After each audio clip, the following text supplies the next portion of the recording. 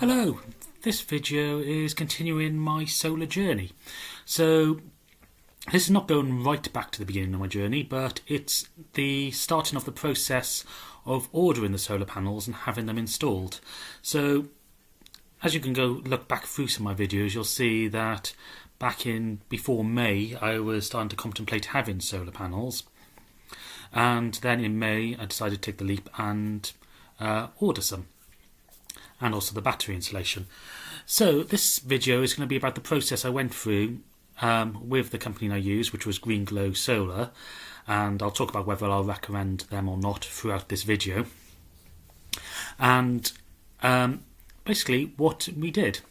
So once I decided that I did want to go for solar panels, I'd already done some of the groundwork, so you don't have to do this, but it will give you some sort of ideas of what's achievable and give you some idea of the process. So I looked at what angle my house was and saw it was mainly south.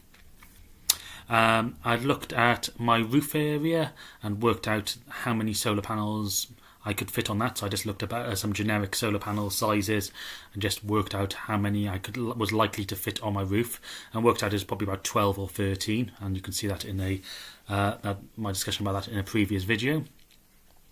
I also looked up how much energy I used a year in electricity, which was about the 2,100 mark, and from that I could work out how much energy I used a day, and then that could inform my battery size. And also it's a good idea to have your current tariff rate as well. So this is when you phone one of these companies, they do a calculation to work out payback period, and that's where this tariff comes in. So what I did was I did a couple of Google search to find some solar installers.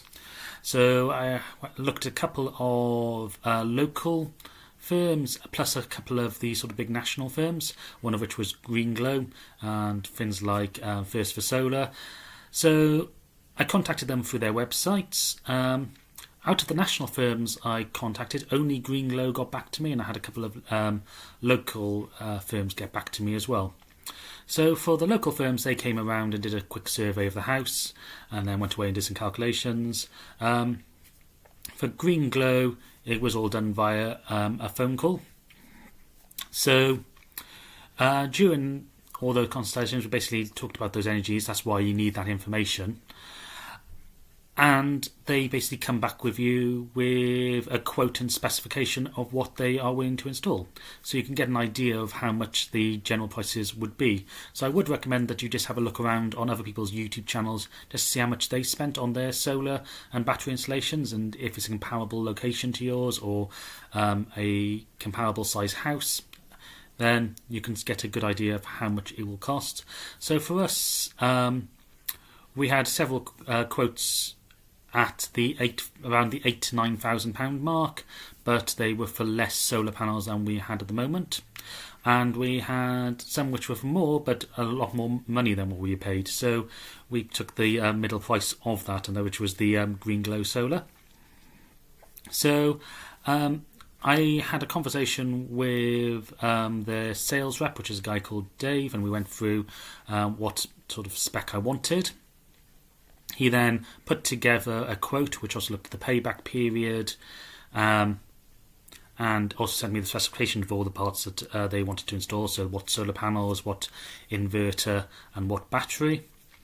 We also had a discussion about the pros and cons of the different manufacturers of the inverters, because I personally wasn't that bothered about the make of the solar panels, because a solar panel is effectively just a solar panel. They're all roughly the same. The inverter is the important part, because that's the part that's likely to fail. It also governs a lot of the performance, so whether it could supply power from the battery which was high enough to be able to run things like the cooker or kettle. So even though it's a 5 kilowatt inverter, some inverters don't output from the battery at that 5 kilowatts, so they may only put out 2 or 3, which if you're running a 3 kilowatt hour kettle means then you have to pull for the grid. So that's something just to bear in mind. So after I had the spec through and I went through, then I had another conversation with Dave and paid the deposit. which was about 25%. We then had a 2-week period, which is the cooling off period, which is part of UK law that says you have two weeks to cancel any contract that you've formed with no question asked and get a refund. And then after that, or actually during that, the Green Glow had asked me to send some photos of the house, so the pictures of the roof, where I'd like the installation to be, pictures of the access to the house.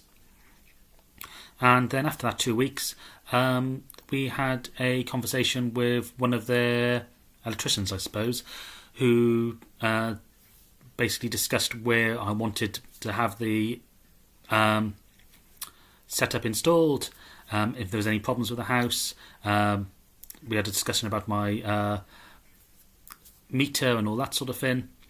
And also they filled out I think it's the G99 form for the DNO. So if you have a solar installation which is over 3.6 kilowatts, you also you need to get permission from the distributor, which basically owns all the infrastructure around your house, so the lines coming in, and also your fuse up to your smart meter. That's all owned by them, so you need to tell them that you will be generating more than 3.6 kilowatts, and whatever firm you go with should fill out that form for you to get it all signed off.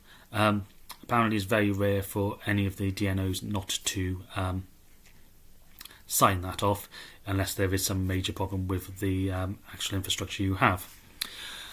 So from then we set an installation date, which was the 1st of August. Closer to the time, we had a confirmation from the scaffolding company that they would come along a week before that, install the scaffold, and they'll come down 2 weeks after, which was the 15th of August, to remove the scaffold. We had the delivery of the solar panels and what was meant to be the inverter and the battery. One slight issue we had with that is we've got quite steep steps up to our house, and the delivery person could only leave it on the street, so we had to leave our solar panels on the street for a few days. So they arrived on the Thursday before the installation, so it was 4 days of them just being on the street. We brought the battery in. Unfortunately, they didn't send the inverter, and I'll get to that in a second. Then on the Monday, the people came to install the system, and this is where things went a bit wrong. Because they hadn't sent the inverter, we couldn't get the inverter installed then, and also because of injury within the team that were going to be doing up onto the roof, they couldn't actually install the solar panels. So this is where Green Glow let me down badly. Well, actually, it's where one person at Green Glow let me down badly, and her name was Yolanda, and she is the scheduling manager or scheduling leader. So in my mind, she acted entirely unprofessionally, without any due care or skill, and she basically just let the entire process down.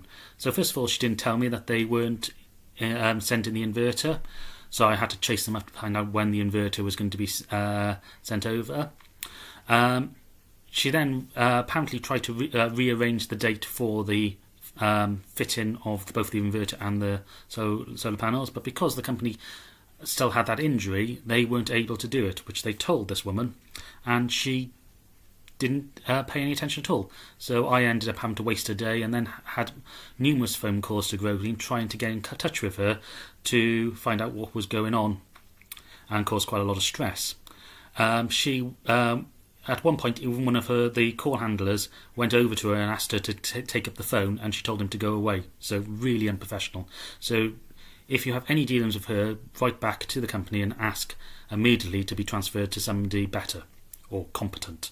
So I eventually managed to get through to one of their senior managers, which was called Mike Bray, and he was really good. He managed to organise a new team to come and fit everything, and quite quickly managed to get all the work done. So after the work was done, we then had the scaffolding taken down. Then the company phoned you up and we made the final payment. And after that, a few days after that, they sent through all the documentation. So they sent through the certificate to say that it's all been installed by appropriate engineers, and just any other documentation that was needed. So that's the general process that you'll go through. Obviously, different companies will have different ways of doing this process, but it should be fairly standardised. And obviously, the time coming in, or the lead times on different things will change as well, depending on what suppliers are used. We went with the Pure Drive battery because it's made in the UK and therefore is easy to supply. We know quite a lot of batteries come from the Middle East and China, Far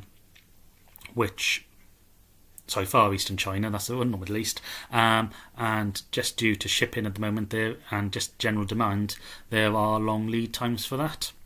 So I would recommend Green Glow Solar, but be really careful with who you deal with. I would recommend Dave, so if you want to send me an email, my email is down in the bottom, or contact me and I'll send you his email address and you can contact him directly and say that I sent you on. Mike Bray was really good as well, so I would say deal with him as well. So that's the general process of ordering your solar panels. Hope you found that useful, and I hope you found all of these videos in general useful too.